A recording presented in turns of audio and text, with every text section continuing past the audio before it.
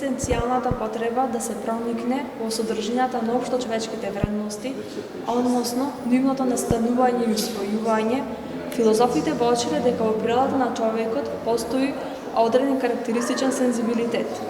Во суштина, таквиот сензибилитет, тоест чувство, представува мерка и пример според кој човекот се води во текот на неговата секупна животна дејност.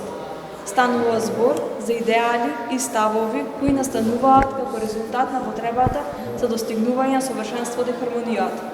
По првобитните обиди на филозофите естетичари да ги генерализираат естетските правила и канони, воочиле дека предметите и задачите на естетиката се менувале низ различните историски епохи.